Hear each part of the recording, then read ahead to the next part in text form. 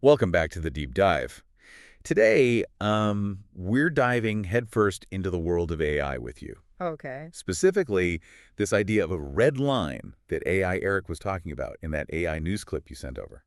It's a fascinating and timely topic. Yeah. And it's clear you've been doing some thinking about it yourself. Oh, yeah. Those articles you sent over were dense. You're telling me. Yeah. Between those your notes and that AI Erik interview? Right. Whoa, you're really in the thick of it. Yeah. So to bring everyone up to speed, we're talking about those potential points of no return in AI development where things could get a little dicey. Yeah. And let's be real, a bit exhilarating too, right? Right. I mean, we're talking about AI. It's not all doom and gloom. AI Erik certainly doesn't shy away from the potential pitfalls, but he also highlights the incredible advancements and opportunities AI presents. For sure. It's about finding that balance, isn't it? Yeah. Navigating this new terrain with both eyes open. Exactly. Mm. And AI Erik gave us 8 red flags to watch out for. Be- So should we start with the one that's got everyone talking job displacement? It's definitely at the forefront of a lot of people's minds. Yeah. And what's interesting is how AI Erik frames it.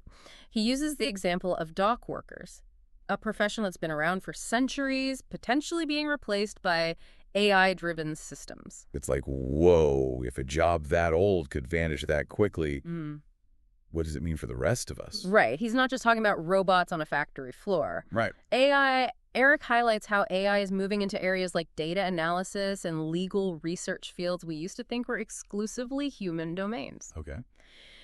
He even argues that it won't necessarily be AI taking your job, but rather someone who knows how to leverage AI to do your job better. Okay, that's way more intense than just a robot stealing my desk chair. Yeah. So how does this connect back to you? Well, in those notes you sent over, you mentioned concerns about automation in your own field, right? You got a great memory. And Yeah. yes, it's definitely something I've been thinking about. Yeah. But Erik's point about adapting and learning new skills alongside AI that really resonated. It's not just about bracing for impact. It's about figuring out how we can work with these tools to be even more effective. I love that, turning a potential threat into a powerful collaboration. Right. Okay, but AI, Erik doesn't stop at jobs, does he? No, he does not. This next red flag sends chills down my spine. He calls it persuasive AI. What exactly is that? Think about how Netflix suggests shows based on your watch history. Okay. Now imagine that level of personalization and persuasion, but applied to your political opinions, your beliefs, even your purchasing decisions. Wow. That's persuasive AI algorithms designed to subtly and sometimes not so subtly influence our thoughts and actions. Okay, I'm getting some serious Black Mirror vibes here. Yeah. That's some seriously powerful stuff. He gave the example of those hyper-targeted ads that seem to read your mind, Right. but amplified to like the 10th degree. Yeah. I swear the other day I was talking about needing new hiking boots and bam, hiking boot ads everywhere. Right. Is that already persuasive AI at work? It's definitely a taste of what's possible. Okay. AI is already being used to personalize marketing and advertising, tailoring messages to our individual preferences and online behaviors. Right. But as these systems become more sophisticated, so does their potential to manipulate and mislead. So it's less about blatant propaganda and more like this invisible hand guiding our choices. Exactly. It's the subtlety that makes it so concerning. Wow. And as AI Erik points out, if we're not careful, we risk sleepwalking into a world where our opinions are being shaped by algorithms without us even realizing it. It's like, how do we even fight back against something we don't even realize is happening? That's the million-dollar question. AI Erik stresses critical thinking and media literacy as crucial defenses. We need to be aware that these systems exist, understand their potential for manipulation, and question the information they present. Right. It's about cultivating a healthy skepticism towards anything an algorithm puts in front of us. You know, that actually reminds me of something from one of the articles you sent. It was talking about how AI is being used to create incredibly realistic fake videos, those deep fakes. Remember that video of the politician saying something totally outlandish, but it turned out to be completely fabricated? Absolutely. That's a prime example of how AI can be used to manipulate perception and sow discord. It's like AI, Erik said, as this technology advances, it's going to become increasingly difficult to discern what's real and what's not. He even mentioned that there are apps now that can mimic someone's voice and create a whole podcast episode without them ever recording a word. Yeah. Part of me is like, wow, that's incredible. Yeah. But the other part is like, wait, someone could make me say anything. Right. It's both fascinating and a little terrifying. It highlights the erosion of trust in media that AI Erik is concerned about.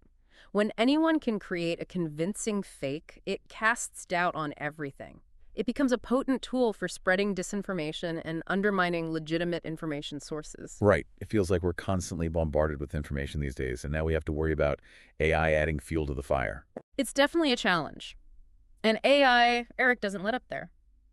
He goes on to talk about the weaponization of AI autonomous weapon systems making life or death decisions without human intervention. Okay, yeah. That one's definitely keeping me up at night. Right. I mean, AI deciding who lives and who dies. Right. That's some dystopian sci-fi stuff right there. And it's not just the stuff of movies anymore. We're talking about AI-guided drones, missiles, even cyber warfare capabilities. Yeah. The potential for catastrophic consequences is enormous. It's almost like we're playing with fire here. Mm. We're so focused on what AI can do that we're not fully grappling with what it shouldn't do. That's precisely why AI Erik stresses the importance of ethical AI development. He's critical of what he sees as a profit-driven approach in some sectors, emphasizing that we need to prioritize human well-being and safety.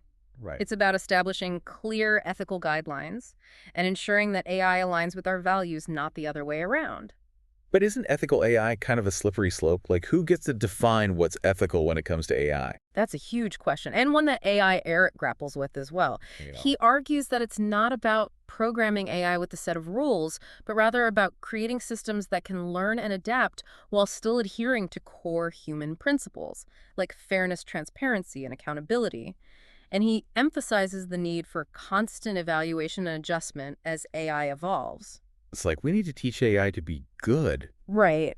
but how do you even begin to code that? Yeah. It's a bit mind-boggling. It's a huge challenge, no doubt. And AI Erik stresses that this isn't just a tech industry problem to solve. Right. He believes it requires a global conversation, a collective effort to ensure AI develops in a way that benefits all of humanity. He even uses the phrase Global AI Ethics Council, which I thought was The interesting. Global Council. Wow. That makes the stakes feel even higher. Like this is a planet-sized issue. Yeah. And, thinking about the scale of it all, that actually makes me think of his last red flag.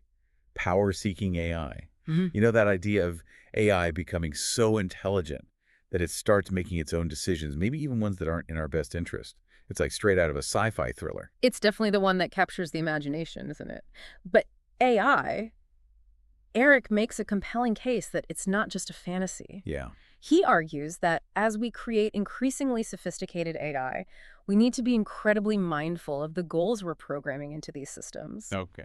If we're not careful, we could end up with AI that's incredibly effective at achieving its objectives, even if those objectives end up conflicting with our own.